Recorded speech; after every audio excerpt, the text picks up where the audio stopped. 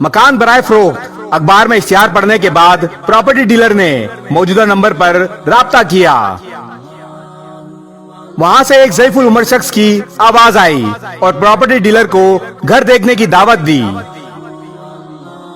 अगले दिन डीलर ने जब उस घर के दरवाजे पर दस्तक दी तो एक ज़ईफुल उम्र शख्स ने दरवाजा खोला। ज़ईफुल उम्र शख्स प्रॉपर्टी डीलर को देखकर मुस्कुराया और उसे घर के अंदर आने की दावत दी। उसके ड्राइंग रूम में बैठते ही एक उम्र रसीदा बूढ़ी खातून ट्राली में चाय, बिस्किट और हलवा लेकर उसके सामने हाजिर हुई। डीलर ने कहा, बाबा जी, आप मकान कितने में फरोख्त करना चाहते हैं? बाबा ने बड़े धीमे लहजे में कहा, पहले आप चाय नोश फरमाएं। चाय पीने के बाद डीलर ने कहा, जी अब बताएं आप मकान कितने में फरोख्त करेंगे? बाबा जी ने कहा, 50 लाख रुपए में। डीलर ने कहा, बाबा जी, आपका मकान तो 25 लाख का भी नहीं है, 50 लाख में कौन खरीदेगा? बाबा जी ने कहा, हमें 50 लाख का ही फरोख्त करना है। डीलर ने माजरत की और वहां से चला गया। 2 महीने गुजरने के बाद डीलर ने फिर वही इश्तिहार अखबार में देखा और मुस्कुराकर बोला, बाबा जी का मकान अभी तक फरोख्त नहीं हुआ। डीलर अगले दिन फिर इनके घर गया। बाबा जी ने वैसे ही इस्तकबाल किया, चाय, बिस्किट और हलवे के साथ खातिर तवाज़ा की।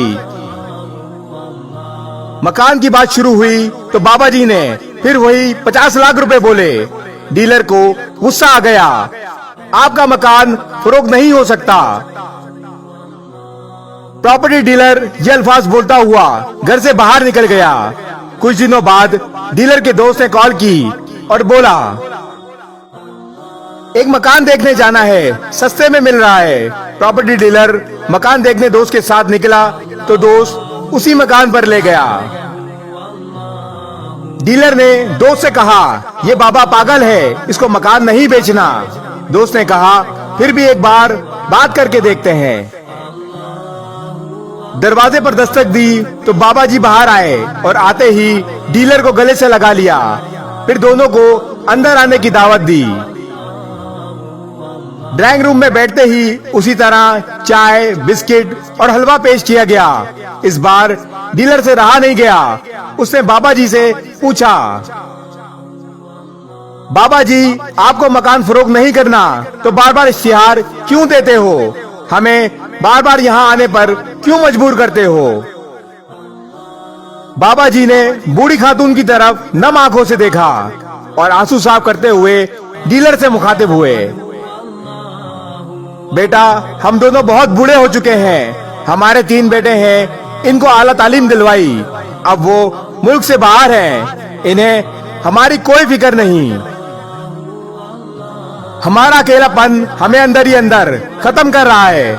हमारे पास कोई नहीं आता, इसलिए हमने इश्तिहार दिया ताकि 2 घड़ी किसी से बात कर सकें।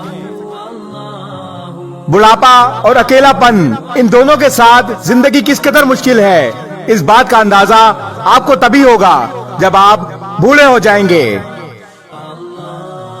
ये सब सुनते ही डीलर बाबा जी के करीब गया और इनके आंसू साफ करते हुए बोला, मेरे वालिदैन दुनिया में नहीं रहे। आज के बाद आपको अपने बेटों की कमी कभी महसूस नहीं होने दूंगा। मैं रोज आपके घर आऊंगा। ये सुनते ही बाबा के चेहरे पर मुस्कुराहट आ गई। दोस्तों, आपके वालिदैन बूढ़े हो रहे हैं। इन्हें आपका पैसा नहीं, आपका वक्त दरकार है। आप जब अपने वालिदैन के साथ बैठे हों तो आज के दौर की सबसे बड़ी बीमारी मोबाइल फोन को उस महफिल से दूर रखें। जो वक्त आप मोबाइल को देते हैं, कोशिश करें वो वक्त वालिदैन के साथ हंसी खुशी गुजारें। अकेलापन इंसान को पागल कर देता है, जहनी मरीज तक बना देता है। आपसे गुजारिश है, कुछ वक्त अपने वालिदैन को भी दें। इस वीडियो को शेयर जरूर करें। हो सकता है आपके एक शेयर से ये बात किसी के दिल में उतर जाए।